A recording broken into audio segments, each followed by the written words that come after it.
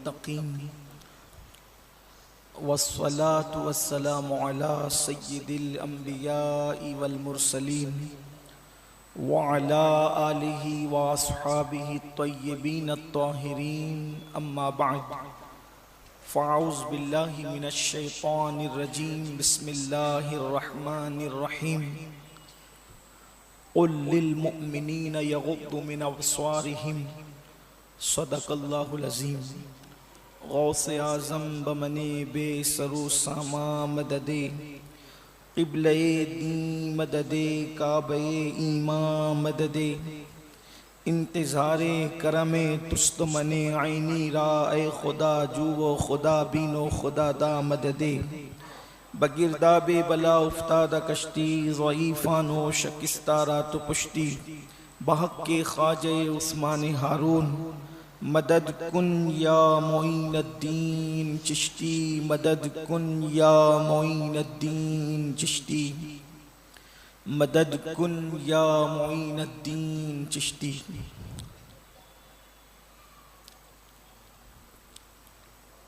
ज़ीनत महफिल इज़्ज़त माब हज़रत अल्लामा अज़मतुल्लाह खान साहब सदरुल मुदर्रिसीन जामिया हिराब वो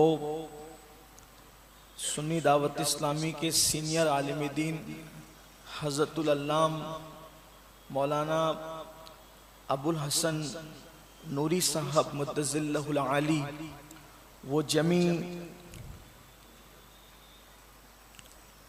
इज़्ज़त माब बासफ़ा ज़वील एहतिशाम ज़वील एहतिराम उलमाए किराम रफ़क़ाए दावत हाज़रीन महफ़िल अस्सलामु अलैकुम व रहमतुल्लाहि व बरकातुहू।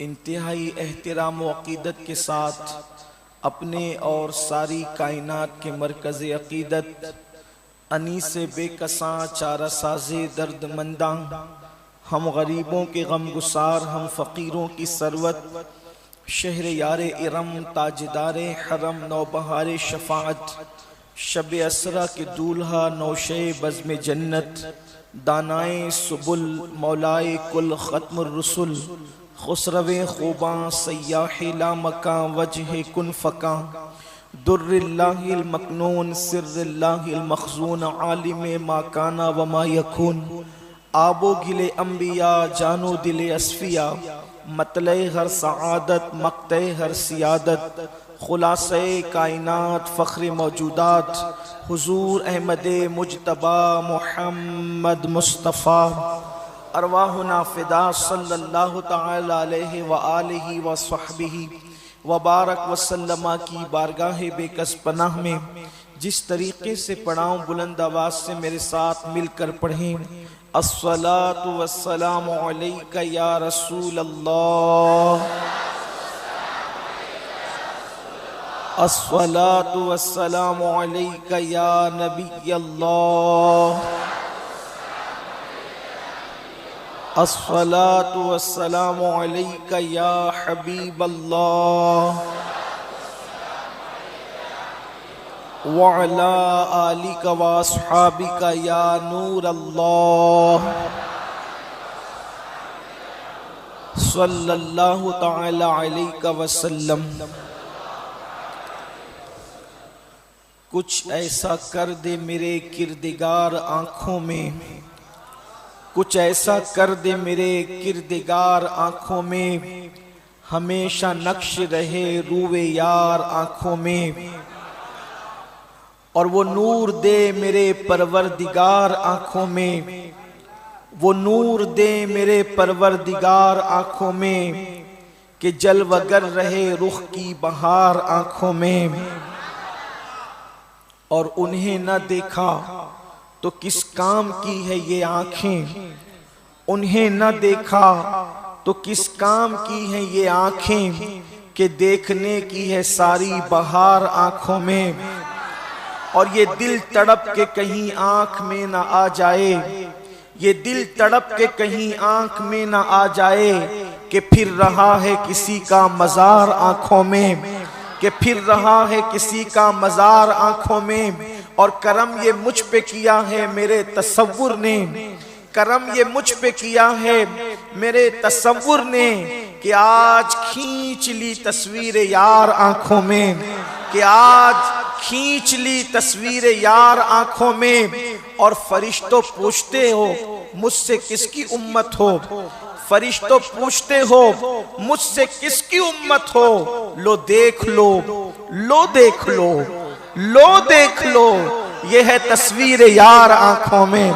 लो देख लो, लो देख लो, लो देख लो, ये है तस्वीर यार आंखों में। और नजर में कैसे समाएंगे फूल जन्नत के, नजर में कैसे समाएंगे फूल जन्नत के बस चुके हैं मदीने के खार आंखों में। और पिया है जामे मोहब्बत जो आपने नूरी, पिया है जामे मोहब्बत जो आपने नूरी, हमेशा उसका रहेगा खुमार आंखों में, हमेशा उसका रहेगा खुमार आंखों में। आज की ये महफिल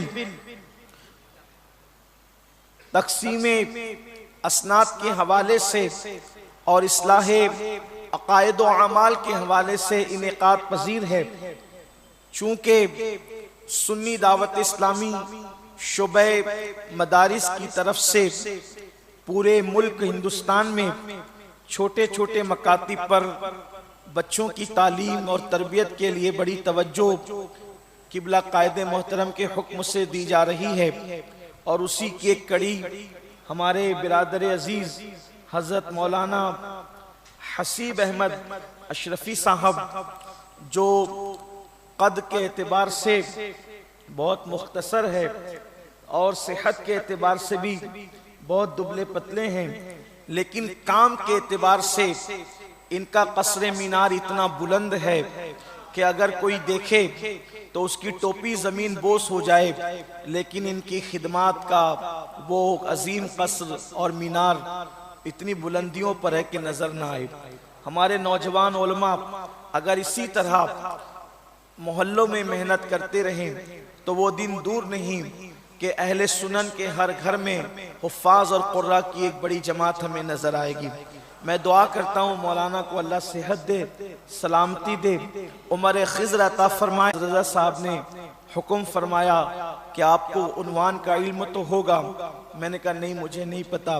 फिर उन्होंने फरमाया कि आपको इस उन्वान पर गुफ्तगू करना है। और फिर उसके बाद चूँकि उनका हुक्म था और ऐलान भी मुझे पता चला कि उन्वान का हो गया है, उसी मुनासिबत से मैंने कुरान मुकद्दस की आये करीमा के एक हिस्से को तिलावत करने का शरफ हासिल किया। मेरा अल्लाह उसके मुतालिक मुझे हक कहने और आप तमामी ख़वातीन व हज़रात को हक सुनकर उस पर अमल करने और उसे आम करने की तौफीक अता फरमाए। ये बात अच्छी तरह याद रखने की है कि अल्लाह तबारक व तआला ने इंसान के वजूद में जो है वो जितने आज़ा अता फरमाए हैं, उनमें सबसे ज्यादा कीमती अगर जाहिरी एतबार से कोई उज़्व है तो उसको आँख कहते हैं। आँख के बारे में अहले इल्म का और अहले दानिश का ये कहना है कि नैन है तो चैन है, यानी अगर आंखें हैं तो इंसान पुरसुकून रहता है। एक आंख की कीमत उसके दिल से जाकर के पूछी जाए जिसकी आंखों की बिनाई और रोशनी खत्म हो चुकी है या कम हो चुकी है। दरअसल कहने वालों ने कहा है कि कदरे नेमत बादे जवाल, जब किसी नेमत को छीन लिया जाता है, जब कोई नेमत वापस ले ली जाती है, तब उसकी कीमत का अंदाजा होता है। सेहत का अंदाजा बीमारी आने के बाद होता है। इसी तरीके से ग़िज़ा की कीमत का अंदाजा जब भूख लगती है तब पता चलता है कि ग़िज़ा कितनी कीमती चीज का नाम है। मुझसे किसी ने पूछा था सबसे लजीज खाना कौन सा होता है, तो मैंने उससे कहा था कि जब शिद्दत की भूख लगी हो उस वक्त तो जो खाना मिल जाए वो खाना सबसे ज्यादा लजीज हुआ करता है। मेरे प्यारे आका सल्लल्लाहु अलैहि वसल्लम के प्यारे दीवानों, पेट भरा हो और कितनी कीमती ग़िज़ाएं सामने रखी हो तो इंसान उसमें नक्स निकालने लगता है, लेकिन जब शिद्दत की भूख लगी हो उस वक्त तो जो हाथ आ जाए वो बहुत ज्यादा लजीज लगता है। तो याद रखना, खाने की अहमियत का अंदाजा भूख के बाद होता है। इसी तरीके से नींद की अहमियत का अंदाजा उनके दिलों से जाकर के पूछो कि जो नींद की 2-2, 3-3 गोलियां लेते हैं, फिर भी पूरी पूरी रात एसी और नरम गद्दों पर वो करवटें बदलते हैं, उनको नींद नहीं आती। उनसे जाकर के नींद की अहमियत का अंदाजा करो। अल्लाह अकबर। मैं जब मुसलमानों से ये सुनता हूं कि लोग कहते हैं कि अल्लाह ने हमें दिया क्या है, उस वक्त मुझे हैरत होती है।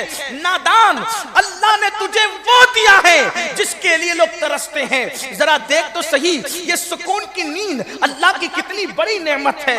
ये अल्लाह अकबर, तू हर खाना खा रहा है, हर गिज़ा खा रहा है, ये अल्लाह की कितनी बड़ी नेमत है। अल्लाह अकबर। उसकी नेमतों का शुमार करना चाहो तो नेमतों को शुमार नहीं कर सकते, लेकिन अल्लाह ने जो नेमतें दी है इंसान के आज़ा की शक्ल में, उससे सबसे कीमती नेमत जो है ज़ाहिरी आज़ा के अंदर इंसान की आंखें हैं। अल्लाह ने इंसान को आंखें अता की है, लेकिन अफसोस का मकाम यह है इंसान आंखों से देखता है, इंसान आंखों से देख करके रास्ते चलता है, इंसान आंखों से देख करके अपने काम करता है, इंसान आंखों से देख करके लोगों के चेहरों को पहचानता है। अगर आंख ना हो, ना चेहरे पहचाने जाएं, ना इंसान तालीम हासिल कर सके, ना इंसान रास्ता देख सके, मोहताजी की जिंदगी होगी।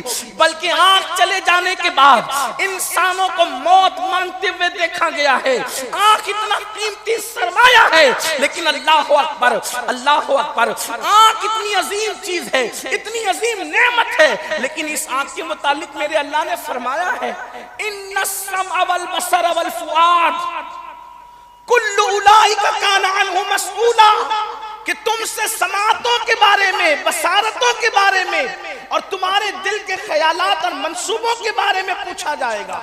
लेकिन चूंकि समात और इस वक्त जो है वो दिल की कैफियत, उसका उन्वान नहीं, आंख उन्वान है। अल्लाह तुमसे तुम्हारी आंखों के बारे में पूछेगा, आंखों के इस्तेमाल के बारे में पूछेगा। तो आंख का इस्तेमाल क्या करना चाहिए? तो कुरान ने कह दिया, कुल लिल मुमिनीना यगुद्दु मिन अबसारिहिम, ऐ मेरे महबूब आप अपने गुलामों से कह दो कि वो अपनी निगाहों को नीची रखें। आंखों को कंट्रोल करने का बेहतरीन तरीका यह है कि आंखों को नीची रखी जाए, आंखों को आवारा न किया जाए। आज आंखें आवारा हो गई। लोग कहते हैं नमाज में लज्जत नहीं मिलती। सैयदुत ताइफा, हमारे मुर्शिद सिलसिले कादरिया के बहुत बड़े बुजुर्ग सैयदुत ताइफा ताउसुल उलमा सैयदना जुनैद बगदादी रदी अल्लाह ताला अन्हु से किसी ने पूछा था कि मुझे नमाज में लज्जत नहीं मिलती। फरमाया शायद तूने किसी जानी की आंख में झांक लिया, उसकी नहूसत से अल्लाह ने तेरी इबादत की लज्जत को छीन लिया। जानी की आंख में झांकने से इबादत की लज्जत छीन ली जाती है। तो जो लोग खुद जिना के मनाजिर देखें उनको इबादत की लज्जत कैसे मिल सकती है? वल्लाह जिस दिन मुसलमानों को रुकू की लज्जत मिलने लग जाए, जिस दिन मुसलमानों को सुजूद की लज्जत मिलने लग जाए, उस वक्त कातिल तलवार लेकर सर पे खड़ा होगा और सजदे का वक्त आएगा तो सजदे की लज्जत इतनी हसीन होती है कि इंसान सजदा करने पे मजबूर हो जाएगा। वो कातिल को नहीं देखेगा बल्कि सजदा करने पे मजबूर हो जाएगा। ये मंजर करबला में इमाम हुसैन ने हमें दिखा दिया है। सजदे की लज्जत वो है, सजदे की लज्जत वो है। और आपको बताऊं, जिनकी आंखों में पाकीज़गी है, जिनकी आंखों में तहारत है, जिनकी आंखों की हिफाजत है, उनकी शान क्या है? किसी यहूदी ने मौलाए कायनात से पूछा था, अली ये बताओ तुम नमाज कैसे पढ़ते हो?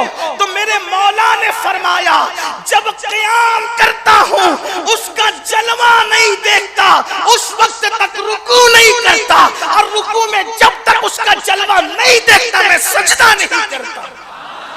ये बदहाल है जिन्होंने अपनी निगाहों की हिफाजत की है। लेकिन अल्लाह अकबर, आज निगाहें आवारा हुई, आज निगाहों की आवारगी का शिकार हम लोग हो चुके हैं, बिलखुसूस हमारा नौजवान तबका। अल्लाह अकबर, रास्ते से निकले तो चक्कर मक्कर देखें, रास्ते से निकले कोई पिक्चर का पोस्टर देख रहा है, कोई तस्वीर देख रहा है। हमारे दादा मुर्शिद, बल्कि परदादा मुर्शिद सैयद अबुल हुसैन अहमद नूरी सरकार, आपने यहां तक फरमाया कि अगर कोई औरत किसी मर्द से मुरीद हो जाए तो वो पीर उस औरत का अक्स पानी में देखने से भी बचे। आप गौर फरमाएं, आंखों की हिफाजत का मामला क्या है। पीर को कहा जा रहा है, पीर को, और वो भी नूरी मियां जिसको पीर माने, कि जो पीर है वो किसी औरत को मुरीद करे तो उसका अक्स आईने में भी ना देखे, पानी में भी ना देखे, उसकी तस्वीर भी ना देखे। ये निगाहों की हिफाजत है। तो जब पीरों के लिए इतनी एहतियात है तो आम अवाम के लिए कितनी एहतियात होगी। जबकि उससे पहले वो लिख चुके अगले सफात पर कि पीर अपनी मुरीदा के हक में बाप का दर्जा रखता है, रूहानी बाप का दर्जा रखता है, मगर उसके बावजूद भी अहकामात पर्दे के खत्म नहीं हो जाते। जो औरों के लिए अहकामात है वही अहकामात उसके लिए भी है। मुझे हैरत है, आज मगरबी तहजीब ने हमें इस्लाम से और दीन से इतना दूर किया कि आंखों का गलत इस्तेमाल आज गुनाह नहीं समझा जाता। औरतों पर पाप की नजर डालना ये गुनाह नहीं समझा जाता, बल्कि फैशन है। फिल्मों के अंदर औरतों को थिरकता हुआ देखना, आधा आधा नंगा बदन और यहाँ जिस्म देखना।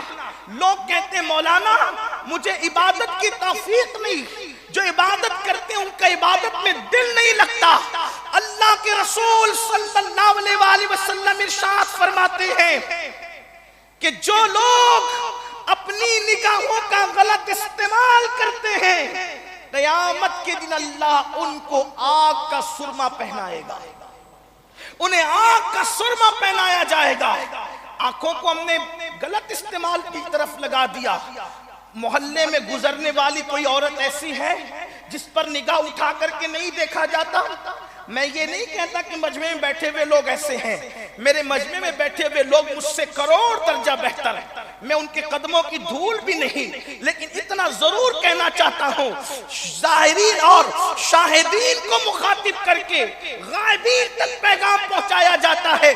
अल्लाह करे उन तक ये पैगाम पहुंचे, खुदा करे उनके दिल तक ये पैगाम पहुंचे। जो लोगों ने अपनी आंखों को आवारा किया, मोमिनीन के लिए हुक्म तो ये था कि वो अपनी निगाहों को नीची रखे, वो अपनी निगाहों पे कंट्रोल करे, लेकिन अल्लाह अकबर, हमने निगाहों को आवारा किया। निगाहों को आवारा करने वालों, औरतों पर बदनजरी करने वालों, फिल्मों को देखने वालों, नंगी फिल्में देखने वालों, अल्लाह अकबर फरमाया मेरे आका सादिक व मसदूक ने उनकी आंखों में आग का सुरमा लगाया जाएगा। जरा उनके दिल से पूछो ना कि जो लोग नीम का ठंडा सुरमा हफ्ते में एक बार जुमा के दिन लगाते हैं तो आंखों से पानी कितना निकलता है। जब ठंडे सुरमे का आंख पर असर ये है तो जहन्नम की आग का सुरमा, यानी जहन्नम की आग जिनकी आंखों में भरी जाएगी, उस वक्त तो आंखों का क्या बनेगा। अल्लाह अकबर, मुझे अपने जवानों की जवानी पे तरस आता है। अगर से ये मेरी बात पर मुस्कुराते होंगे कि आप कौन सी बात कर रहे हैं, किस दौर की बात कर रहे हैं। आज तो इंजॉय का दौर है, आज तो आजादी का दौर है, आज तो रोशन ख्याली का दौर है। मैं कहता हूं अल्लाह आज का दौर रोशन ख्याली का नहीं, आज से 1400 साल पहले का जो दौर मुस्तफा जान रहमत ने पेश किया था वो रोशन ख्याली का दौर था। उस वक्त मेरे आका ने ऐसी रोशन ख्याली अपने मानने वालों को अता करती थी कि मिंबरे मस्जिद नबवी पे खड़े होकर नहावन की जंग का मंजर देखने वाले देख लिया करते थे और वहां खड़े होकर सुनने वाले सुन लिया करते थे। उससे बड़ी रोशन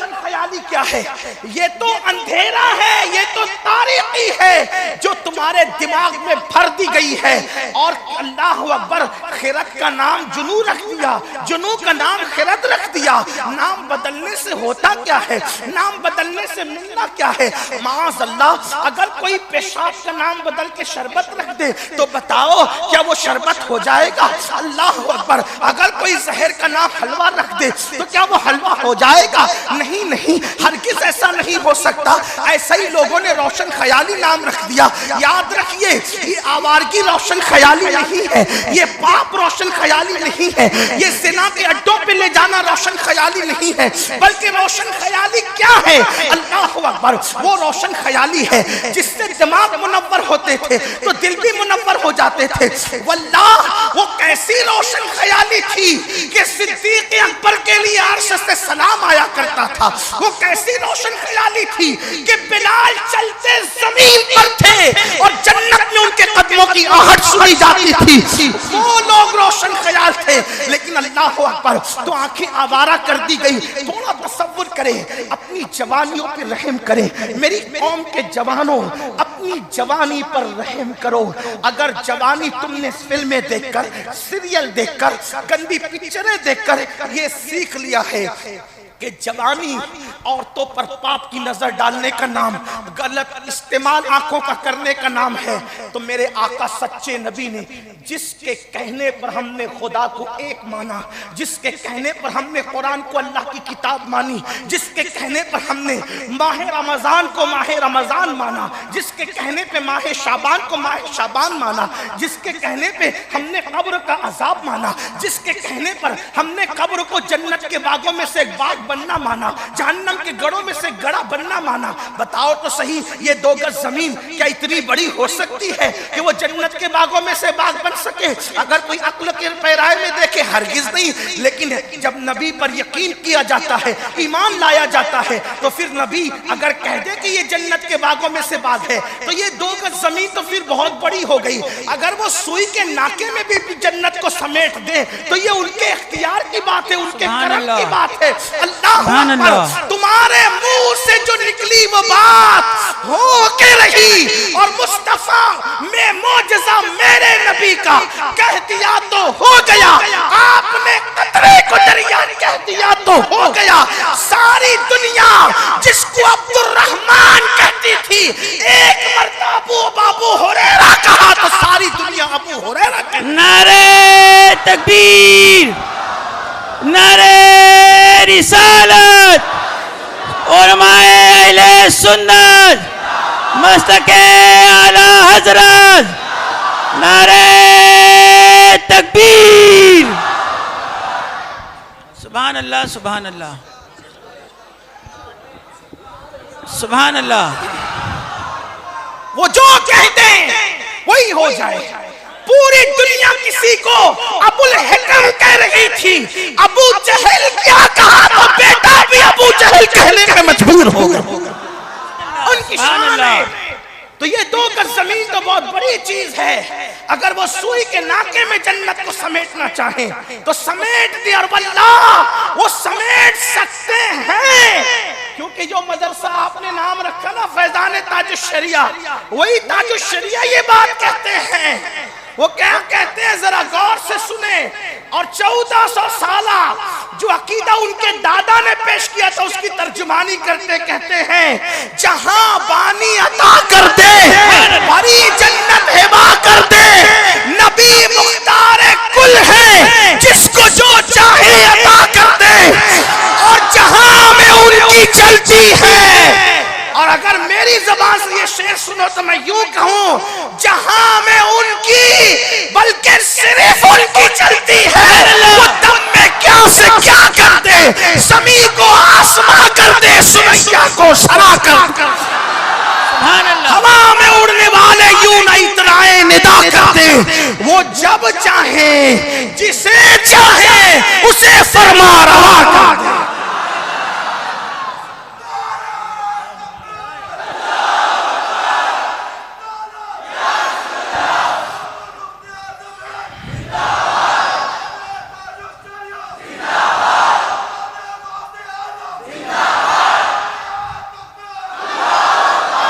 तो जिसके कहने पर हमने कब्र की 2 गज उस टुकड़े को जन्नत के बागों में से बाग माना, जहन्नम के गढ़ों में से गला माना। हैरत है, दोनों की कब्रें बिल्कुल पुरसुकून है। रात में चांदनी रात में जाने वाला जाकर देखता है दोनों सुकून से सो रहा है, लेकिन अगर किसी को बातनी आंख मिले तो एक पर अजाब हो रहा है और एक जन्नत के बागों से लुत्फअंदोज हो रहा है। हमने माना कि नहीं माना? बिल्कुल माना। कब्र के सवालात माने, किसके कहने पे? उनके कहने पे। उठकर बैठना माना, किसके कहने पे? उनके कहने पे। ठीक, तौहीद, रिसालत, मजहब, मसलक के सवालात हमने कब्र में माने, किसके कहने पर? उनके कहने पे माना।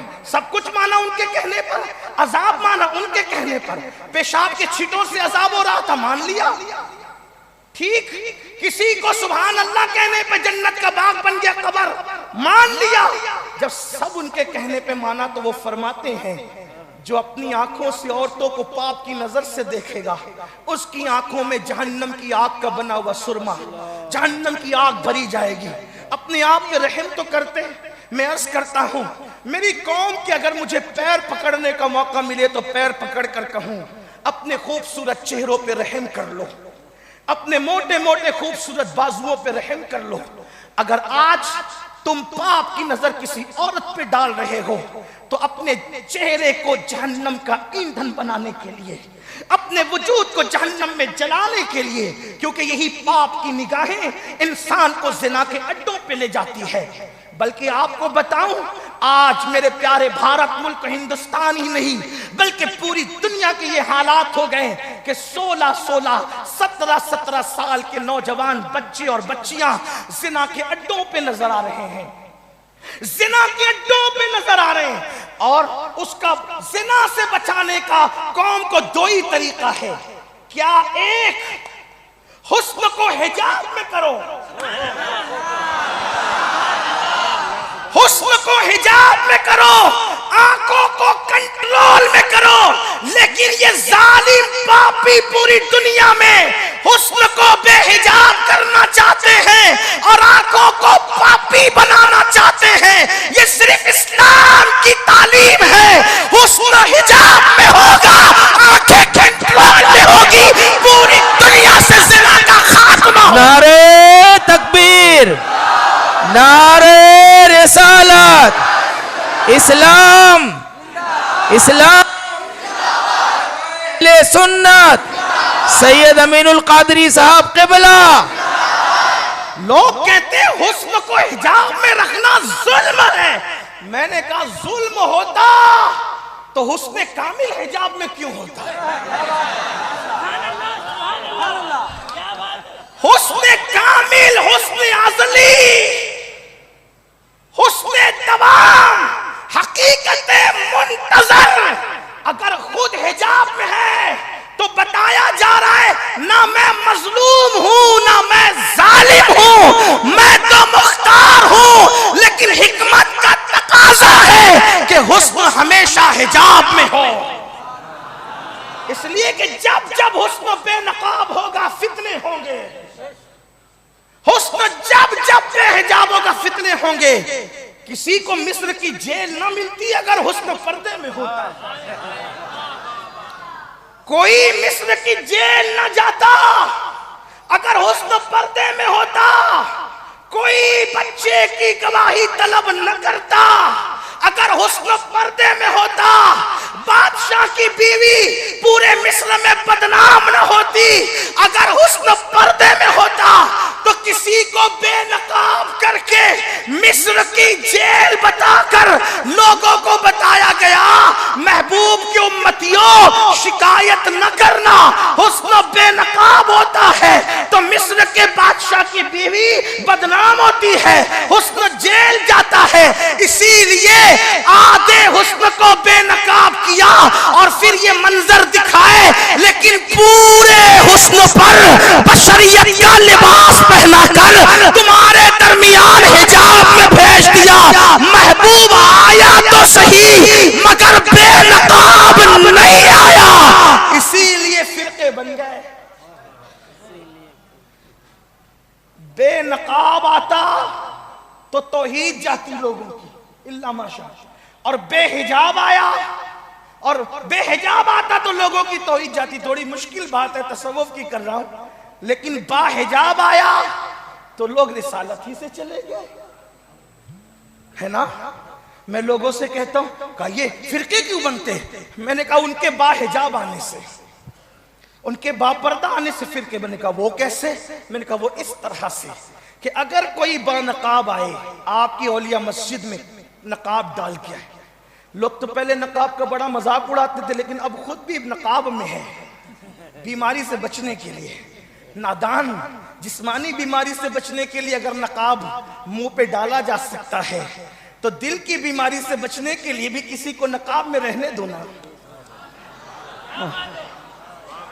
हाँ, जब आंखें ऐसी हो, अच्छा ये बात भी कह दूं, जब आंखें गैर मोतबर हो तो हुस्न को हिजाब में रहना चाहिए। तवज्जो फरमा लें आप, हालांकि मेरा अनुमान वो नहीं, मैं जल्दी से चलना चाहता हूं वक्त में गुफ्तगू खत्म करने के लिए, लेकिन आंखें अगर गैर मोतबर हो तो हुस्न को हिजाब में रहना चाहिए, इसी में कायनात का निजाम सलामत है। लेकिन आंखें बासलाहियत और हकदार है तो फिर वहां हुस्न अज़ल को भी बेनकाब होना चाहिए। इसीलिए तो लामका की बुलंदियों पे बुला के कहा तू मुझे देख ले मैं तुझे देख लूं, देखने का मजा आज की। नारे तकबीर, नारे रिसालत, मसलके आला हजरत। हुस्न के बेनकाब होने के लिए कोई आंखें भी तो मोतबर चाहिए, और फिर आंखें वो महरम चाहिए कि जिसके राज से भी बुलबुले सिदरा महरम ना हो सके। और मेरे इमाम के लफ्जों में यह कहा जा सके, वो बापर्दे की बात आई तो मैं अर्ज करूं, बापर्दा वो आए ना तो वो थे कौन, वो जब गए तब पता चला कि थे कौन। निरा बशर गया, निरा नूर गया, कौन गया? तो मेरा इमाम कहता है गया कौन, इस चक्कर में तू क्यों पड़ा हुआ है, जो आया था वही गया, जो आया था वही गया। तो कहा कि आप क्या कहना चाहते? कहा कुछ नहीं, मैं तो यही कहना चाहता हूं बंदा मिलने को करीबे, बंदा आया तो बंदा ही था, गया भी बंदा। लेकिन बात इतनी है कि हमारा अकीदा क्या है कि तू बंदों में अपने जैसा समझा और हम उनको अब्दुहू समझते हैं। आप तो नहीं अब्दुहू समझते हैं। तो कहा बंदा मिलने को करीबे हजरत कादिर गया, लेकिन आगे पर्दा उठाया। वो बंदा कौन था? लम्हे। भिवंडी में शेर पढ़ने में मुझे कोई बखीली नहीं होगी, क्योंकि ये इल्म अदब की जमीन है, मुशायरे की जमीन है। मेरे शहर मालेगांव की तरह यहाँ भी इल्म अदब की जुल्फे रोजाना समरती है, और इस तरह की इल्म अदब की महफिलें होती है। और मेरे मजमे में इस महफिल में भी बड़े बड़े अहले अदब मौजूद है, दानिश मौजूद है। हमारे अल्लामा अज़मतुल्लाह साहब भी बहुत अच्छे शेर कहने के जो है वो शौकीन है, माशाल्लाह अच्छे कहते भी हैं। हमारे मुशीर भाई भी बहुत शेर याद रखते हैं, अहले ज़ौक़ में से हैं। और यहाँ की ज़मीन जो है वो बड़ी बाज़ौक़ है। लेकिन इतना कहूँगा, देखो दूसरे मिसरे पे तवज्जो करो। मुझे गुजरात में शेर पढ़ने में थोड़ी सी दिक्कत होती है, लेकिन फिर भी दिक्कत नहीं होती। क्यों? जबान अलग हो जाती है मगर जज्बात एक ही होते हैं। मैं कहीं भी पढ़ लेता हूँ शेर, वो भी मेरे इमाम का, क्योंकि जबान अलग होगी, जज्बात का। बंदा मिलने को करीबे हजरत कादिर गया। वो बंदा कौन था? लम्हे बातिन में गुमने जलवे जलवे जाहिर गया। तो वो जलवे जाहिर कौन था? वही है अव्वल, वही है आखिर, वही है जाहिर, वही है बातिन। उसी के जलवे, उसी से मिलने, उसी से उसकी तरफ गए। जब देखने वाला ऐसा हो तो दिखाने में हरज क्या, लेकिन अगर ऐसा कोई ना हो तो फिर हुस्न को पर्दे में रखना चाहिए। इसीलिए हमारे यहाँ तरीका यही है, कोई महरमे राज हो तो फिर बेहिजाबा ना चले आइए, पर्दा क्या है। लेकिन हमारा कुत्तों की तरह अगर नजरें हो तो फिर हम कहते हैं कि हिजाब में रहना जुल्म नहीं है, हिजाब में रहना तहफ्फुज है, हिजाब में रहना गैरत है, हिजाब में रहना हया है, हिजाब में रहना हक के निस्वा है। इसलिए कि जो जितना कमजोर होगा उसको तहफ्फुज की उतनी ज्यादा जरूरत होगी। और हमारे यहाँ औरतों को सिनफे नाजुक कहते हैं, इसीलिए हम पूरी दुनिया में हिजाब की पर्दे की बात करते हैं। बहरहाल मेरा उन्वान वो भी नहीं, तो अर्ज कर रहा था, मेरे करीम आका ने फरमाया, अगर तुमने अपनी आंखों को आवारा किया, आंख में अंगारे भरे जाए, और अगर औरतों पर पाप की नजर न डाली तो कोई औरत दिख गई। एक सहाबी ने पूछा था, आका अगर किसी औरत पे नजर पड़े तो मैं करूं क्या? मैं नीचे कर लो। क्या कर लो? फेर लो। क्या इनाम है पता है? हाय हाय। तफसीर अलम नशरा में इमामुल मुतकल्लिमीन ने इस रिवायत को लिखा जो पढ़ने जा रहा हूं। मेरे आका ने फरमाया, अल्लाह की जन्नतों में से एक जन्नत है जिसका नाम जन्नत नईम है। क्या नाम है? जन्नत नईम। और वो किसके लिए? जब आका ने जन्नत नईम की नेमतें बयान की, वो है ही नईम, उसमें नेमतें, वो नईम का मतलब नेमतें होती, ये जन्नत है, ये जन्नत है, ये जन्नत है ना, तो उसमें एक जन्नत है जन्नत। जब जन्नत नईम का तस्करा किया ना, तो सहाबा ने बहुत गोया के तजस्सुस के साथ जाने कायनात गायबदा नबी से कहा, अच्छा हम जन्नत का जिक्र करते हैं तो कितना मजा आता है ना, अगर मुझे वक्त देते आप लोग तो मैं जन्नत का जिक्र करता, लेकिन अभी यहाँ टाइम नहीं है उसका। मगर इतना जरूर है कि जन्नत है क्या चीज? जन्नत उस चीज का नाम है जो चाहो मिले। सोचा हाजिर, बीमार नहीं पड़ोगे, सर दर्द नहीं होगा, बदहजमी नहीं होगी, कितना भी खाओ खुशबूदार पसीना बन के निकल जाएगा, अल्लाह का दीदार होगा, रसूलुल्लाह का दीदार होगा, जिसको चाहोगे उसका दीदार होगा। आपके बच्चे आपसे मिलाए जाएंगे, आपकी बीवी आपसे मिलाई जाएगी, और वहां दी जाएगी आपको हूरें। लोग इसका मजाक उड़ाते हैं, गालिब जैसा आदमी भी यहाँ ठोकर खा गया। हमको मालूम है जन्नत की हकीकत, लेकिन दिल को बहलाने के लिए गालिब ये ख्याल अच्छा है। ये दिल को बहलाने की बात नहीं है, हकीकत है, सच्चाई है। हूरें मिलेगी। वो हूरों का हाल यह है कि अगर वो कंगन अपना सिर्फ दुनिया में कंगन यूं कर दे, उसकी चमक से सारी दुनिया के इंसानों की आंखों की रोशनी खत्म हो जाए। वो ये है जन्नत की हूरें। लेकिन बहरहाल हूरों से हमें क्या लेना? हम तो यार के मुतलश, यहां भी यार के लिए आए, वहां भी यार के लिए जाना है। अदम से लाई है हस्ती में आरज़ुए रसूल, कहां कहां लिए फिरती है जुस्तजुए रसूल। बाकी सब तो यूं मिलना है इंशाल्लाह, लेकिन असल चीज है यार की तलब, यार की तड़प। और हम जाएंगे भी कब्र में यार के लिए इंशाल्लाह। हाँ, इसलिए कि हमने ये सुना है और हमें यकीन है, आपकी तलाक को देखा जान दी। सुन्नियों की मौत तो देखे ना, दादा कहता है जान तो जाते ही जाएगी, कयामत ये है, अब यहां मरने पे ठहरा है नजारा तेरा। और पोता कहता है आपकी तलाक को देखा जान दी, कब्र में पहुंचा तो देखा आप हैं। और यार को देखते हुए आंखें बंद की। क्यों बंद की पता है? ताकि ये जलवा अब गुमने नहीं दूंगा। तय में रखा इसे दिल ने गुमाने न दिया। आंखें बंद करके वो सोया कि उठने का नाम नहीं लेता। तो फिर फरिश्तों ने कहा उठ, जिसको देखकर सोया था अब महशर में उसी को देखने चले। तो नसीरुद्दीन नसीर की यहाँ मुझे बहुत अच्छे लगते हैं। वो कहते हैं कि कब्र की नींद से उठना कोई आसान न था।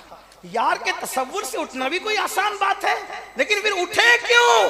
कब्र की नींद से उठना कोई आसान न था। हम तो महशर में तुम्हें देखने आए हुए।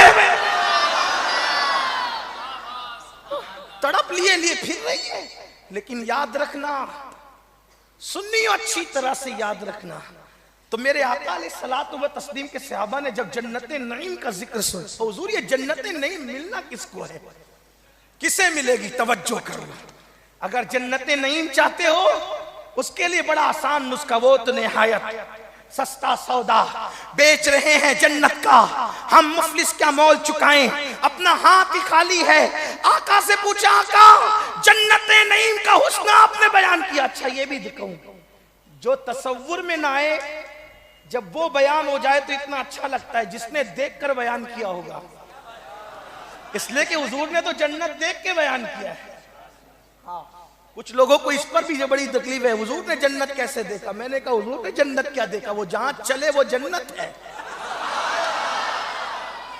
हजारों जन्नतें आई सिमट कर कुएं जाना में, वहां एक नहीं हजारों जन्नतें। जन्नत जिसको तलाश करे, जन्नत जिसका इश्तियाक, अरे वो तो वो है, उन्हीं का इश्तियाक तो बहुत बड़ी चीज है। आका फरमाते जन्नत 3 लोगों की मुश्ताक है, 3 लोगों की। उनमें से मेरा अली है जिसकी जन्नत मुश्ताक है, उसमें से एक सलमान फारसी है जिसकी जन्नत मुश्ताक है, उनमें से एक बिलाल है जन्नत जिसकी मुश्ताक है। जब गुलामों के लिए इश्तियाक का ये आलम है, तो जो मालिक जन्नत है, वो मालिक जन्नत है। मेरा दिल कहां कहां खिंचता जा रहा है, क्योंकि यादें महबूब ने तड़पाया है। लेकिन मेरा उन्वान जो मुझे पाबंद किया गया है, मुझे उसके साथ कुछ गुफ्तगू करनी है। तो सहाबा ने पूछा, आका जन्नतें नहीं इतनी खूबसूरत है, मिलेगी किसको? तो मेरे आका ने फरमाया, ऐ मेरे सहाबा, कोई खूबसूरत औरत नजर आए सामने, उसका हुस्न किसी को खींच रहा हो, खूबसूरत औरत का हुस्न अपने जमाल की तरफ खींच रहा हो, और कोई तीसरा ना हो वहां। तवज्जो करें, जहां 2, एक मर्द एक औरत हो, वहां तीसरा शैतान होता है। इसीलिए हजरत मूसा अलैहिस्सलाम जब तूर पे जा रहे थे, तो शैतान ने कहा, आपकी बहुत सुनता है ना आपका खुदा, जरा मेरी भी अर्जी ले जाए। कहा क्या? कहा कि मुझे वो माफ करे, ले जाइए। गए मूसा, मौला वो कहता है माफ करे। कितने फितने फैला रखे थे दौरे मूसा तक, लेकिन मूसा कलीम थे, महबूब पैगंबर है अल्लाह के। अल्लाह से कहा, अल्लाह वो माफी चाहता है, माफ का। ठीक मूसा, तुम्हारी बात है ना प्यारे, तुम्हारी कैसे टालेंगे। हाय हाय हाय, हम यहां पहुंच करके सोचते हैं, मौला जब शैतान के हक में मूसा की नहीं टलती, तो हमारे हक में महबूब की कैसे टले। इससे पता चला, कुछ लोग ये कहते हैं ना, हालांकि हम तो उनका जिक्र नहीं करते, क्योंकि हमारे पास वक्त ही कम है, टाइम ही कम है, जिंदगी कम लेकर आए। वो कहते हैं कि ये अल्लाह वालों के पास क्या है। मैंने कहा, कम से कम तुम्हें शैतान को तो देखना चाहिए। 1000 शैतान होकर भी कम से कम उसको इतना ख्याल तो जिस एतबार से भी कि मूसा के जरिए बात पहुंचाई जाए। लेकिन जवाब भी मूसा के जरिए मिला क्या? मूसा तुम कह रहे हो ना हम माफ करेंगे माफ, ठीक है, अगरचे वो शैतान है, आपने कहा माफ करेंगे, शर्त इतनी है, उससे कह दो कि कल आदम को सजदा नहीं किया था इसलिए निकाला गया, आज वो कब्र आदम को सजदा कर ले, हम माफ कर देंगे। बस बात इतनी है, उसके जराइम नहीं देखेंगे, तौहीन की थी, रुजू हो जाए, कब्र आदम को सजदा करे। आए मूसा, इसलिए कि उसने तो बात किसी और रंग में कही थी। मूसा अलैहिस्सलाम ने कहा कि मामला तेरा हल है। कहा क्या? कहा कहते हैं कि माफ कर देंगे, लेकिन शर्त इतनी है कि कल आदम को सजदे से इनकार किया था, आज कब्र को कर ले। तो उस बदबख्त ने कहा जब आदम को नहीं किया तो कब्र को क्या करूंगा, ठीक है ना। तो उसने कहा कि आपने मेरी बड़ी बात की, मेरे लिए मामला आपने अल्लाह की बारगाह में रखा, आपका हक है कि मैं आपको कुछ बता दूं। 3 बातें कहता हूं मूसा, आप अपनी उम्मत को बता देना, फायदा होगा। उसमें से एक बात उसने ये कहा था, जहां एक मर्द और एक औरत हो वहां तीसरा मैं होता हूं, यानी शैतान, और जिना में मुब्तला करता। और याद रखना, जिना की सजा इंसान की नस्लों में मुंतकिल होती है। कुछ लोग कहते हैं मौलाना हम बहुत नमाज पढ़ते, बहुत रोजा रखते, बहुत हज करते हैं, फिर भी परेशान रहते हैं। तो कभी नस्लों में किसी ने ऊपर कोई गड़बड़ की थी, कभी कभी उसकी नहुसत नीचे तक आती, ये बात याद रखना। कुछ लोग ये कहते हैं कि ऊपर वालों की नेकियां नीचे वालों को फायदा नहीं देती, ऊपर वालों के गुनाह नीचे वालों को नुकसान नहीं करते। लेकिन मैं आपसे अर्ज करना चाहता हूं, जब नेकियों की बरकतें नस्लों तक मिलती है, काना अबूहुमा सालिहा कहकर, तो फिर गुनाह की नौसत भी नीचे आती है। आप कहेंगे नस्ल यजीद का क्या कसूर था जो आज कहीं दिखती नहीं, मिलती है क्या? जरा ढूंढो तो, है मिलती है नस्ल यजीद। हुसैन तो एक बीमार छोड़कर गए थे और वो 8-8 छोड़कर गया था। 8 का एक भी नजर नहीं आता, और एक बीमार के पूरी दुनिया में शहजादे नजर आते हैं। अगर इसी मुख्तसर से मजमे में हाथ उठवाए तो कहीं हुसैनी सैयद इसी मजमे में नजर आ जाए, एक बीमार से। तो आल को अस्ल की बरकतें भी मिलती है, नहुसतें भी मिलती है। लम्हों के गुनाहों ने सदियों की सजा पाई। तो मेरे आका सल्लल्लाहु अलैहि वसल्लम के दीवानों, याद रखो, ज़िना की तरफ न जाओ, नस्लें तबाह होगी, नस्लें बर्बाद होगी। इसलिए कि फरमाया गया कमा तदीनु तुदान, जैसा करोगे वैसा पाओगे। तो अर्ज ये कर रहा था, जब पूछा आका जन्नते नईम किसको मिलेगी, तो फरमाया कोई हसीन और जमील औरत हो और तुम वहां तन्हा मौजूद हो, उसका हुस्न और जमाल तुम्हें अपनी तरफ दावत दे रहा हो, और उस वक्त तो गुनाह से रोकने वाला कोई न हो। उस वक्त इंसान ये तसव्वुर करे कि मेरा अल्लाह मुझे देख रहा है, मेरा रब मुझे देख रहा है। खुदा की गैरत को याद करके उस औरत के हुस्न को न देखे, नजरें नीची कर ले, अल्लाह उसी वक्त इनाम के तौर पर उसके लिए जन्नते नईम को लिख दिया कर। ये वो नेकी है औरत को न देखना पाप की नजर से। फिर कुछ लोग ये सोच सकते हैं क्या हमारे मजहब में इतनी तंगी है? मैं कहता हूं मेरे अजीज, तंगी नहीं, हमारे यहाँ जितने इंजॉय की इजाजत है किसी मजहब में नहीं। लेकिन इस्लाम कहता है पाप ना कर। अगर नजरों से देखना है अपनी बीवी को देख, जितना देखना है देख। बल्कि अल्लाह अकबर, मेरे आका फरमाते हैं जब कोई शौहर अपनी बीवी को प्यार की नजर से देखता है, अल्लाह उसे जिहाद का सवाब अता फरमाता है। मैं चैलेंज से कहता हूं, किसी मजहब में है ऐसा कि किसी मजहब के रहनुमा ने अपनी बीवी के साथ दौड़ लगाई हो? है तो बताओ। ये तो सिर्फ खूबसूरती इस्लाम में नजर आएगी कि वो रसूल जिसके कदमों में जिब्रील सर रखते हो, ताजे रूहुल कुद्स के मोती जिसे सजदा करें, ऐसा रसूल जिसकी रजा खुदा चाहता हो, वो अपनी बीवी के साथ अगर दौड़ लगाते हैं। और उम्मुल मोमिनीन फरमाती कभी मैं आगे निकलती कभी वो आगे, जो जिब्रील को थका दें।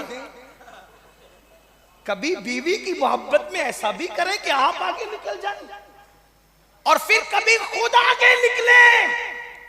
तो एहसास कमतरी का शिकार ना होने दे, बल्कि यूं मरहम रखें कि तुम उस दिन आगे निकल गई थी, लिहाजा आज उसका बदला हो गया। गौर तो फरमाएं, है इस तरीके से, इस तरह इज़्दिवाजी जिंदगी का तसव्वुर किसी के यहां, औरों के यहां तो ये है। किसके यहां है मैं कुछ नहीं कहना चाहता, दुनिया सब जानती है। जब तक के शौहर नहीं खाएगा बीवी खा नहीं सकती। शौहर का झूठा खाना लोगों की मजहबी रिवायात है, लेकिन ये मेरा मजहब है, मजहब इस्लाम। और ये मेरा नबी है कि मेरे नबी की ज़ौजा पाक फरमाती है जब दूध आता तो हुजूर फरमाते आयशा पहले तुम पियो और मेरा बचा हुआ खुद पीते। जिसके बचे हुए की तमन्ना कायनात करे, वो आका अपनी बीवियों को इतना इंजॉय हमारे मजहब में है, कोई उसको नहीं देखता। मुश्किल ये है कि लोग दीन पढ़ते नहीं, दीन समझते नहीं, सीरियल और फिल्में देख करके जिंदगी गुजारने का तरीका सीखेंगे तो यही अंजाम होगा जो हो रहा है। और अगर मुस्तफा जाने रहमत की जिंदगी को देखकर इज़्दिवाजी जिंदगी गुजारने का तरीका सीखोगे, इंशाअल्लाह घर जहन्नम कदा नहीं बनेगा बल्कि जन्नत निशान बनेगा। इंशाअल्लाह घर जन्नत निशान बनेगा इंशाअल्लाह। मेरे आका सल्लल्लाहु अलैहि वसल्लम के दीवानों, तो याद रखो हमारे मजहब में इंजॉय है, हमारे मजहब में आजादी है, हमारे मजहब में बहुत खूबसूरत जिंदगी गुजारने का तरीका है। लेकिन इस्लाम कहता है अजनबी औरत को पाप की नजर से न देखना। और अगर समातों पे बार न गुजरे, उन्वान चूके दे दिया गया है, इसलिए मैं हदीस पढ़ना चाहता हूं। और वल्लाह मुझे हदीस पढ़ने में कोई आर नहीं, क्योंकि मेरे आका का फरमान है। अगर किसी को बुरा लगता है तो मैं उनसे इतना कहना चाहता हूं, जो जो कौम फिल्मों में नंगी नाचने वाली औरतों को देखने को बुरा न समझे और मस्जिद के मिंबर पे हदीस सुनने को बुरा समझे तो उसको अपने ईमान का अंदाजा कर लेना चाहिए। तो मैं अपने जवानों से कहना चाहता हूं, मेरे आका ने फरमाया औरतों को देखने पे क्या होगा, आग डाली जाएगी, आग का सुरमा लगाया जाएगा। अजनबी औरत का हाथ अगर पाप की नियत से पकड़ा, आका फरमाते हैं उस हाथ पर सबसे ज्यादा अगर किसी का हक है तो जहन्नम की आग का। और उससे बढ़कर आपको बताऊं, मेरे आका फरमाते हैं अगर किसी ने नाजायज तौर पर किसी औरत को बोसा लिया, उसके गाल चूमे, तो जहन्नम की आग की कैंची से उसके जो वो होठों को काटा जाएगा। अफसोस वो कौम जिसके नबी ने इस तरह जिना की नहुसत को और बदनजरी की नहुसत को बयान किया, आज उस कौम के जवान रोशन ख्याली के नाम पे, फिल्मों के नाम पे आवारगी की तरफ जा रहे हैं। और बड़ी माजरत के साथ एक बात कह दूं, अगर तुम किसी के गालों को हराम तौर पे चूमोगे तो इतना ज़र्फ आपको ये सुनने का होना चाहिए कि फरमाया हमारे बुजुर्गों ने, तू किसी की बेटी के गालों पे होठ रखेगा तो तेरी बेटी के गाल भी महफूज न रहेंगे, तेरी बीवी के गाल भी महफूज न रहेंगे। अपनी औरतों को महफूज रखना है तो किसी के शीशे के मकान पर, अल्लाह अकबर, किसी के मिट्टी के मकान पर, शीशे के घर में बैठकर कभी पत्थर न फेंकना। मेरी कौम के जवानों, हमारे मजहब ने बीवी के साथ जिंदगी गुजारने का हुक्म दिया, इंजॉय करने का हुक्म दिया। और अगर आपको भिवंडी वालों को बुरा न लगे तो ये बात मैं कह देना चाहता हूँ उलमा की मौजूदगी में सबक सुनाने के तौर पे, अगर एक बीवी से जी नहीं भरता तो आपको इस्लाम कहता है कि जिना मत कर, दूसरी की तरफ जा, दूसरी निकाह, दूसरा हलाल तौर पे निकाह कर।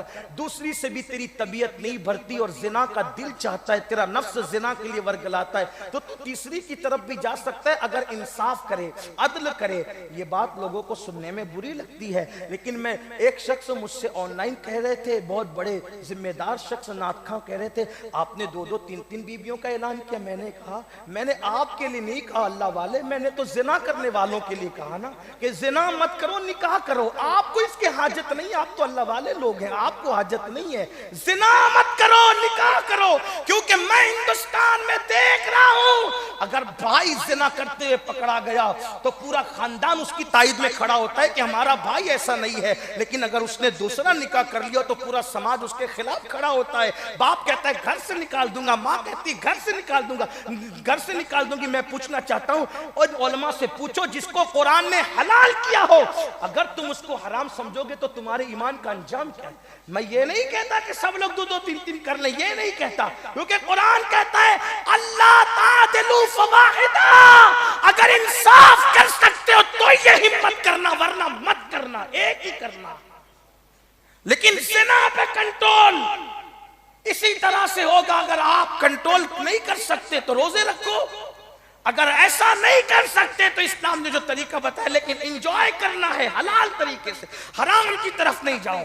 सैर करना है, सैर करो, हराम की तरफ मत जाओ। सैर और तफरी में गाने मत गुनगुनाओ, म्यूजिक न सुनो, नाते मुस्तफा हो। तो अर्ज ये कर रहा था मेरे आका अलैहिस्सलाम के दीवानों, अल्लाह के हबीब अलैहिस्सलाम ने फरमाया जल्दी जल्दी से चलो। आजकल शादीशुदा औरतों के साथ भी नौजवान लड़कों की बदकारियां अखबार में, सोशल मीडिया में देखने सुनने में आ रही है। आम लड़की के साथ तो जिना बहुत बड़ा पाप है। सरकार गरीब नवाज एक हदीस नकल करते हैं अपने मलफूजात के अंदर, फरमाते हैं कि जब आदम अलैहिस्सलाम ने पहली मर्तबा हजरत हव्वा से वजीफे ज़ौजियत अदा किया, बात तो समझ गए ना सब लोग। इससे मोहतात अल्फाज अल्लामा साहब मेरे पास अब नहीं है, बस इससे ज्यादा मैं क्या एहतियात करूं। कभी मेरे बड़े मुझे कहते भी हैं, मेरे बड़े दोस्त, थोड़ा एहतियात कर लिया कर। मैंने कहा हुजूर का फरमान बयान करने में किस चीज़ की एहतियात है? जो कौम पिक्चर के डायलॉग बिला तकल्लुफ बोल देती है, वहाँ हदीस बयान करने में कोई एहतियात है? वल्लाह अगर ये चीज़ें हया के खिलाफ होती तो मेरा नबी जो सारे हया करने वालों का सरदार है, सैयदुल मासूमीन, अम्मा आयशा फरमाती हुजूर इतनी हया करते थे जैसी कंवारी लड़कियां अजनबी मर्दों से हया करती, उससे ज्यादा मेरे नबी लोगों से हया करते। उन्होंने ये बातें बयान फरमाई ना।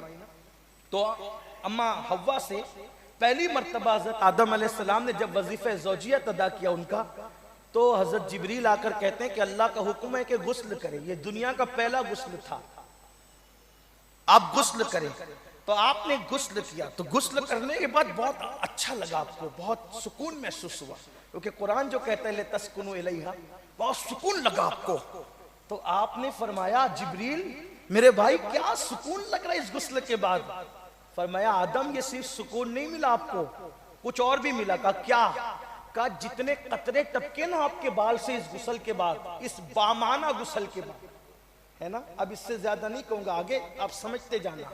इस बामाना बामकसद गुस्ल के बाद आपने जो गुस्ल किया, तो एक एक बाल से जितने कतरे टपके, हर बाल के बदले आपको 1 साल की इबादत का सवाब दिया गया। मुशीर भाई जैसी मेरे अंदर हिम्मत नहीं है कि मैं आपको कहूं कि सुभान अल्लाह बोलो।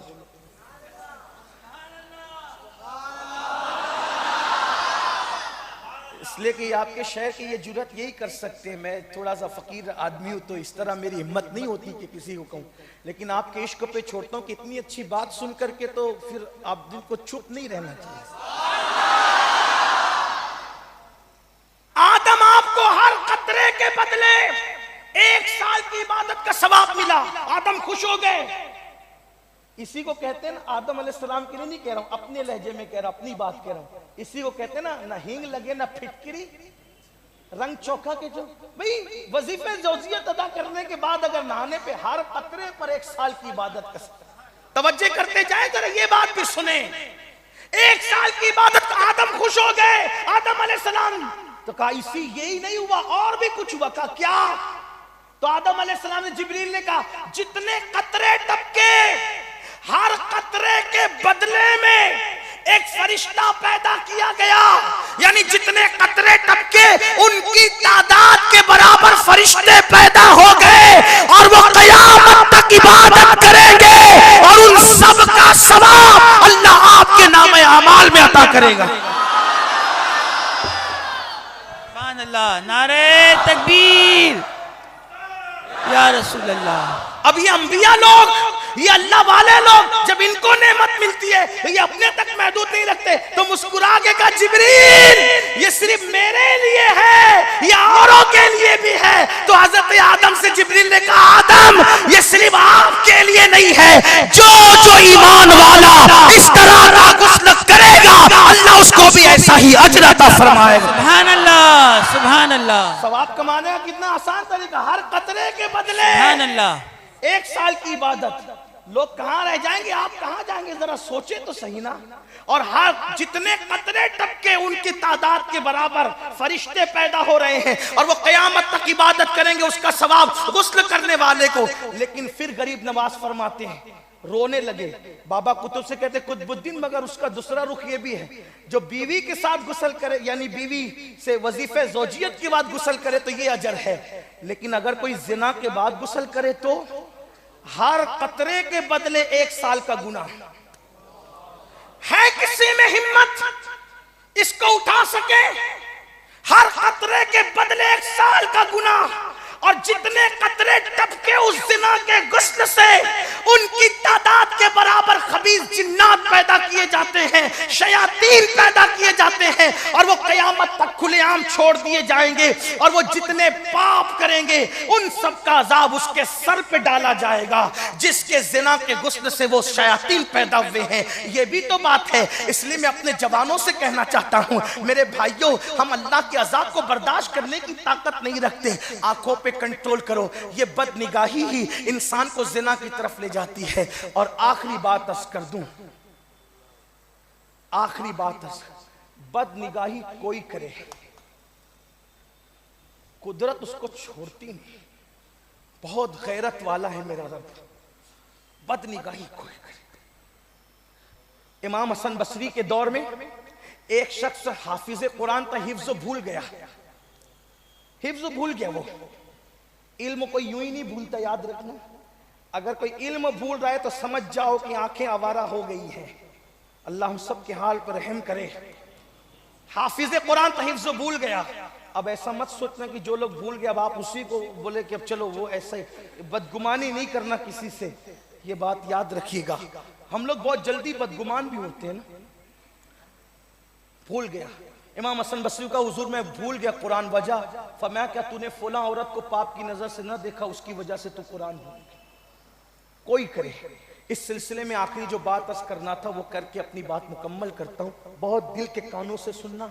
इसके रावी है हमारे मुर्शिद हजरत सैयदना इमाम अबू बकर शिबली रदी अल्लाह ताला।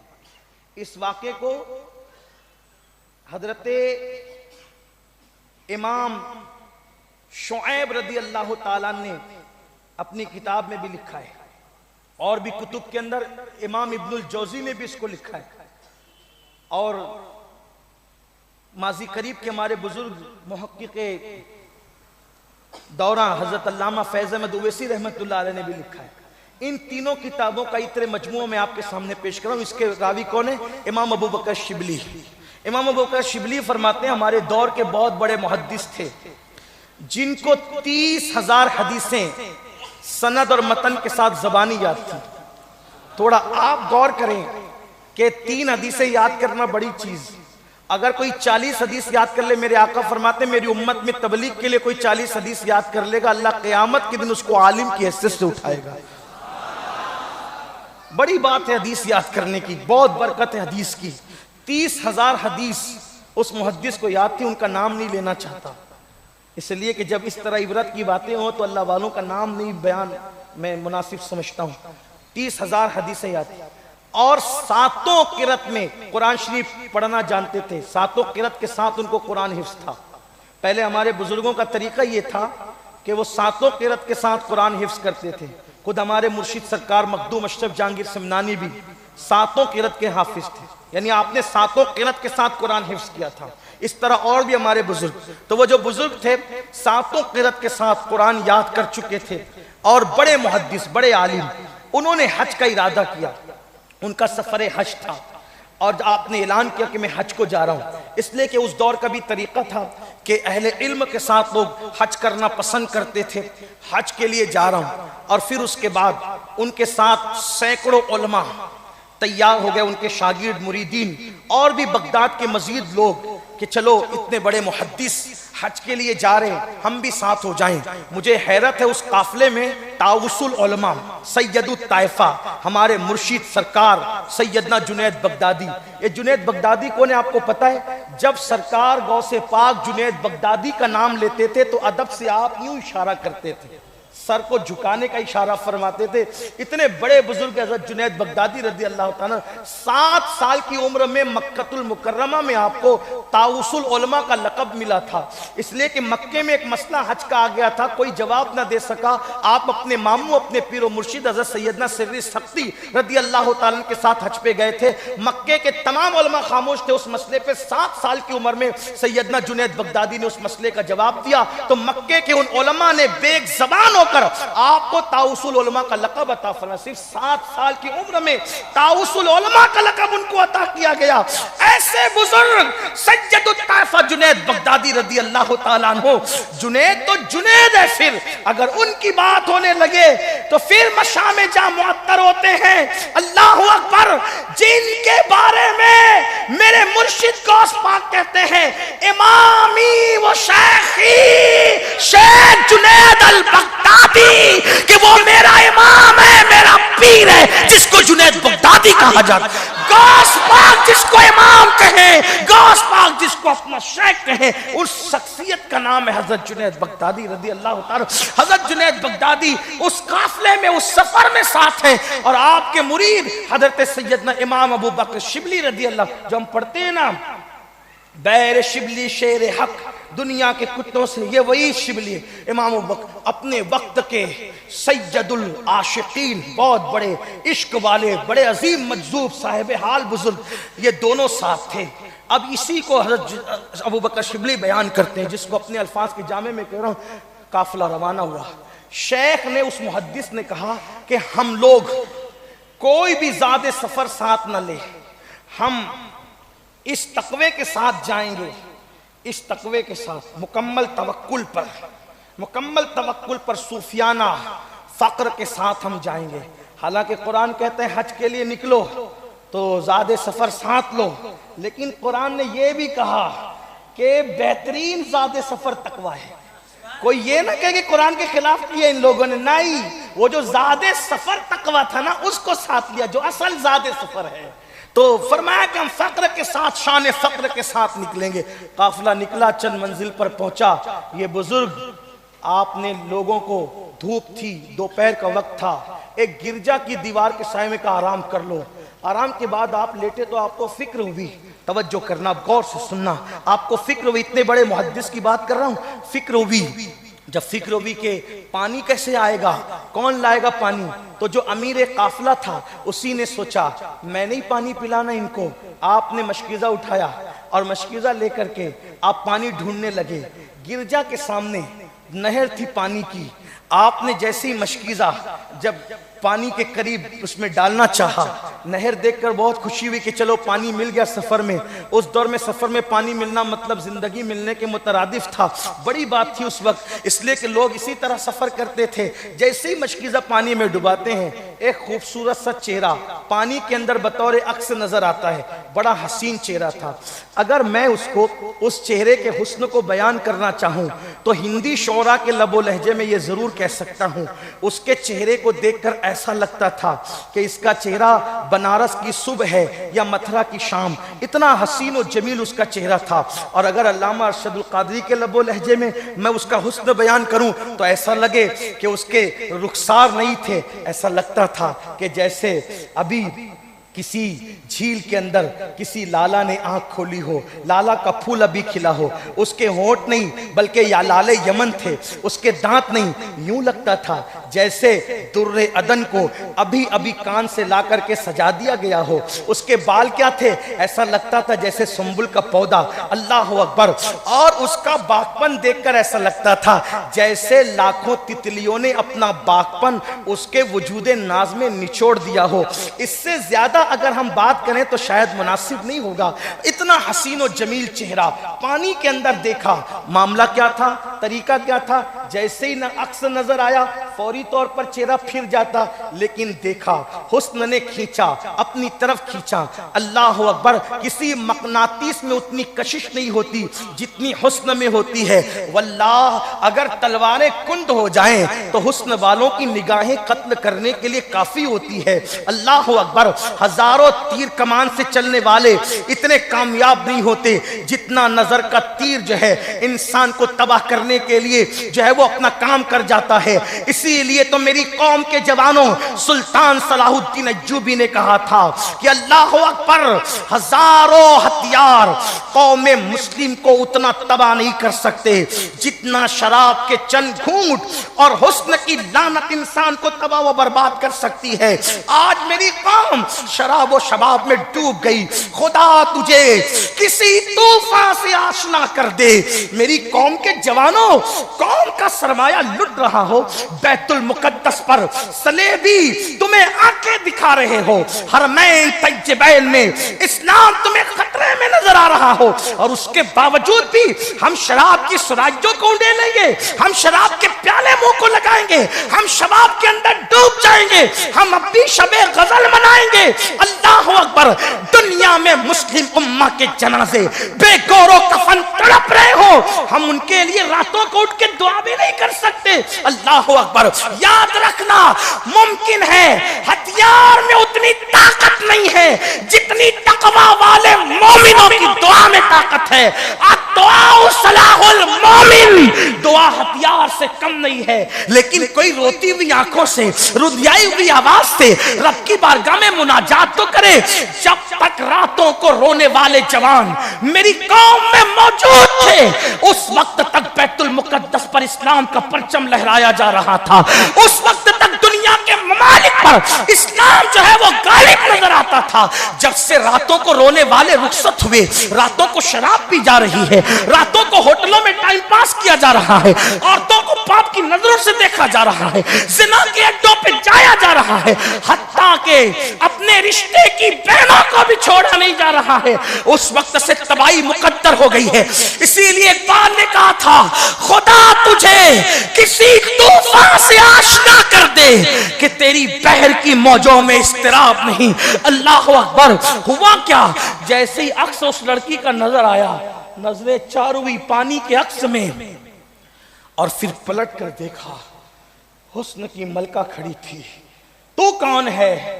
तो कहा कि मैं इस गिरजा का जो राहिब है उसकी एक लौती नाज की पली हुई बेटी हूं। आंखें चार हुई और दिल दे बैठे। सब छूटा, काफिला छूटा, ये छूटा, वो छूटा, सब छूटा। तेरा बाप मुझसे शादी करेगा तेरी? इसलिए कि अहले इल्म थे, फौरन निकाह का पैगाम दिया। मैं मेरे बाप से बात कर लो। उसके बाप से कहा तो आपकी ये बेटी से आप शादी कर, एक लौती बेटी है, बड़ी नाज से पाला है, इसकी मर्जी के बगैर कुछ नहीं कर सकता। पूछता हूं उससे, पूछ लो। लड़की होशियार थी बहुत, अपने आप को दाना समझती थी। उसने कहा ये मुसलमान है, शादी करूंगी इससे, लेकिन इससे कह दो एक शर्त है। दरवाजे पे कान लगा दिया उस मुहद्दिस ने। क्या शर्त है? उससे कहो वो ईसाई बने, मजहब इस्लाम छोड़ दे। राहिब को लगा कि ये थोड़ा मुश्किल होगा, राहिब को लगा, लेकिन कान जैसे लगाकर आवाज आई ना, उससे कहो कि वो ईसाई मजहब इख्तियार कर ले। इस मुहद्दिस ने फौरन कहा मुझे मंजूर है। इन्ना लिल्लाहि व इन्ना। यहां अपने नौजवानों से एक बात कहता हूं, आज का माहौल शायद ऐसा नहीं है, लेकिन आपसे कहता हूं किसी लड़की के लिए रसूलुल्लाह का दामन छोड़ना, इस्लाम छोड़ना, याद रखना जो मुकद्दर में लिखी है ना वो आपको जरूर मिलेगी। वक्त का इंतजार करो, अपने मजहब से वफा करो, हर नेमत मिलेगी। इस्लाम से वफा करने पे खुदा मिलता है, क्या नहीं मिल सकता। आजकल के नौजवान लड़के इतने उतालू कैसे हो गए, इतने गैर संजीदा कैसे हो गए? और लड़के तो लड़के, लड़कियां गैर संजीदा कैसे हो गई? वल्लाह जो तकदीर में लिखा है वो जरूर मिलेगा। वक्त आने दो, वक्त का इंतजार करो। मैं तो अपने जवानों से कहता हूं, कहां जनाबे जलीका, कहां जनाबे यूसुफ। एक शाम में पैदा हुआ, दूसरे यमन के परे किनारे पर, लेकिन कुदरत ने मिलाया तो मिस्र में मिलाया। मिलाने के ऐसे अंदाज आते हैं। मैं कभी कभी तसव्वुर में सोचता हूं कि क्या आले पैगंबर भी किसी को गड्ढे में फेंकते, कुएं में? भाइयों से क्यों फेंकवाया जा रहा है? इसलिए कि लोग भाइयों का फेंकना तो देखते हैं, मिस्र का तख्त क्यों नहीं देखते? मिस्र का ताज क्यों नहीं देखते? माज़अल्लाह मैं उनकी वकालत नहीं कर रहा हूं, लेकिन ताइब होने के बाद उनका जिक्र भी खैर से करना जरूरी है, क्योंकि उनकी तौबा पे कुरान गवाही दे रहा है। कुछ लोग हदें पार करते हैं उनके लिए, इसलिए मैं कहता हूं उनका भी जरा ख्याल करो। वो कुरान ने उनकी गवाही दी है, और उन्होंने कहा था कि बाद में हम जाहिद बन जाएंगे, और नस्बते नबी ने उनको जाहिद बना दिया। मौत से पहले पहले वो ज़ुहद पे आ गए। यूसुफ अलैहिस्सलाम ने उनको माफ कर दिया, इसलिए खैर से जिक्र करो। और फिर लोगों से ये भी कहता हूं, जिनको यूसुफ ने कहा, तवज्जो करना, जिनको यूसुफ ने कहा ला तस्रीबा अलैकुमुल यौम, उनका भी जिक्र गालियों के साथ नहीं कर सकते। और फतेह मक्का में जिनको रसूलुल्लाह ने कहा ला तस्रीबा अलैकुमुल यौम, आज उनको भी गाली नहीं दे सकते। लोगों को ये ख्याल करना चाहिए, क्योंकि अब उनको नहीं देखा जाएगा, वो ला तस्रीबा अलैकुमुल यौम को देखा जाएगा। जब रसूलुल्लाह माफ कर दे, यूसुफ सिद्दीकुल्लाह माफ कर दे, तो तुम कौन होते हो पाड़े पड़ने वाले?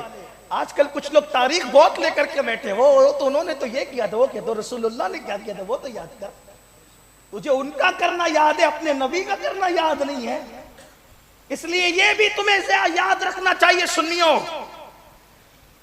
तो उसने कहा उससे कहा ईसाई हो जाए, उन्होंने कहा मुझे मंजूर है।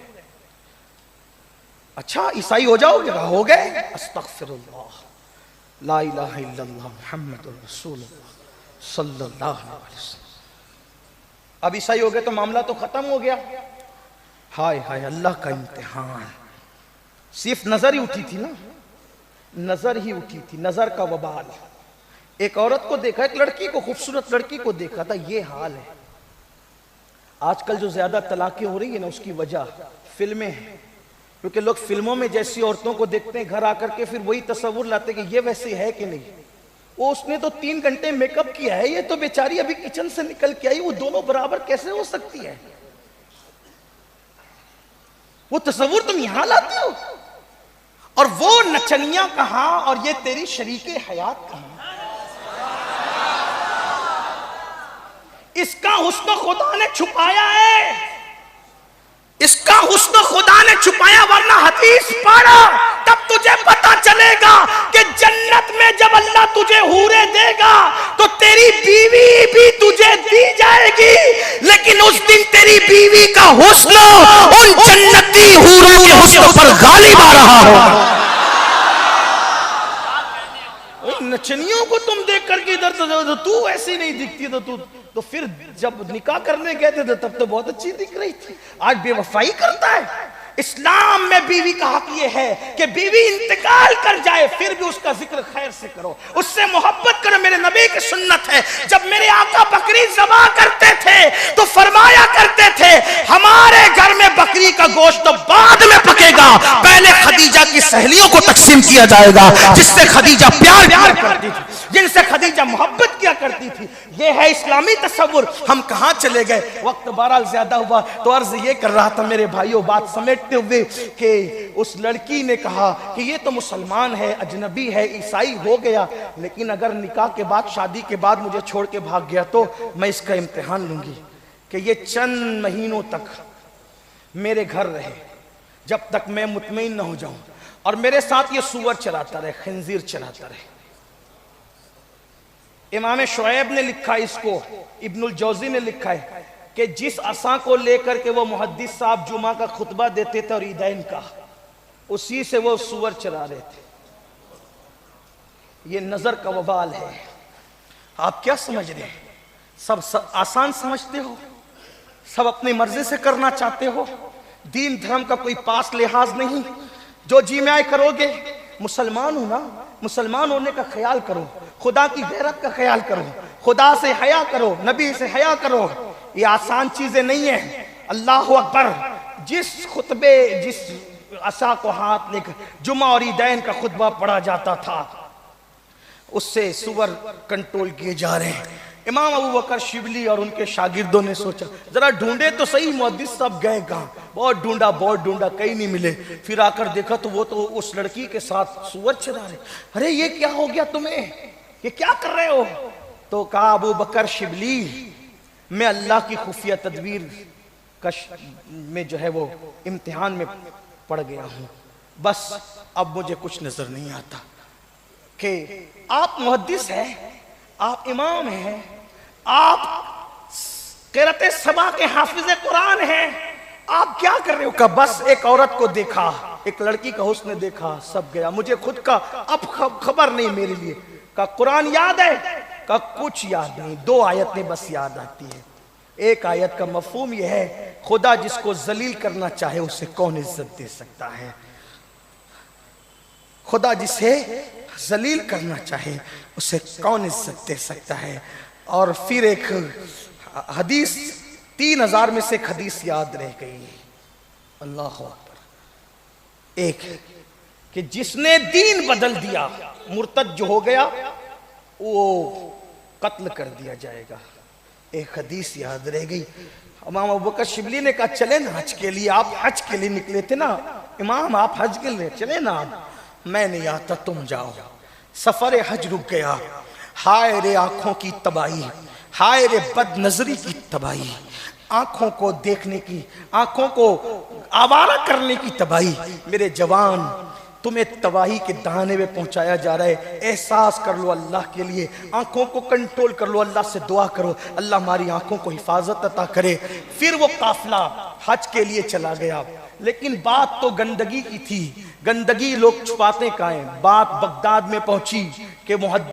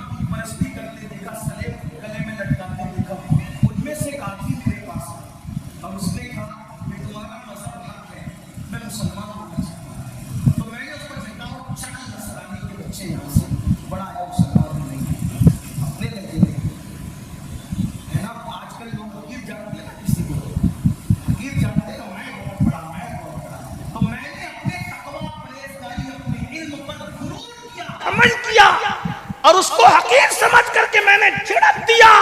बस वही नऊसत थी कि बाद में उसको तो ईमान मिल गया और वो वली बन गया, और झिड़कने की वजह से मेरा ईमान छीन लिया, उसको हकीर समझने की वजह से। इसलिए मेरे अजीज भाइयों, किसी को हकीर मत समझो, अपने आप को बहुत मुत्तकी पारसा मत समझो। सैयदुत ताइफा जुनैद बगदादी फरमाते हैं, किसी को गुनाह करते देखकर अपने आप को बेहतर मत समझना, हो सकता है वो उसका आखिरी गुनाह हो और ये नेकी तेरी आखिरी नेकी हो। अपने अंदर आजिज़ी पैदा करो और अपनी आंखों पे कंट्रोल करो, अल्लाह से मदद मांगो। हम गुनाहों से बचें, अपनी कोई ताकत नहीं। कुरान क्या कहता है? ला हौला वला कुव्वता इल्ला बिल्लाहिल अलीय्यिल अज़ीम। नेकी करने की कुव्वत और गुनाह से बचने की कुव्वत किसी के पास नहीं। किसके पास है? कौन देता है? वो है अल्लाह। अल्लाह के सिवा कोई गुनाह से बचने की कुव्वत नहीं देता। वो अल्लाह है जो गुनाह से बचने की कुव्वत देता है, नेकी करने की कुव्वत देता है। इसलिए अल्लाह से मदद मांगो और आज से ये अहद करो कि इंशाअल्लाह हम अपनी निगाहों पे कंट्रोल करेंगे और दीन के माहौल से करीब रहो। फिल्मों से, सीरियलों से और ऐसी चीजें जिसमें औरतें दिखाई जाए उससे परहेज करो। अल्लाह हम सबको तौफीक अता फरमाए। अल्लाह हमारी गुफ्तगू के दरमियान कोई गलती कोताही हो तो अल्लाह उसे माफ़ फरमाए। अल्हम्दुलिल्लाह हर जुमा को इशा की नमाज के बाद इसी औलिया मस्जिद के अंदर सुन्नी दावत इस्लामी का हफ्तावारी सुन्नी इज्तिमा होता है। आप हफ्तावारी इज्तिमा में शरीक हो, सुन्नी दावत इस्लामी से वाबस्ता हूँ, दीन के माहौल से वाबस्ता हूँ। अल्लाह से दुआ करता हूँ, अल्लाह सबसे पहले मुझे आप सबको अमल की तौफीक दे। दौरान गुफ्तगू कोई गलती हो तो अल्लाह माफ़ करे। अस्तगफिरुल्लाह रब्बी मिन कुल्लि ज़ंबि व अतूबु इलैहि व मा अलैना इल्लल बलाग। अस्सलामु अलैकुम।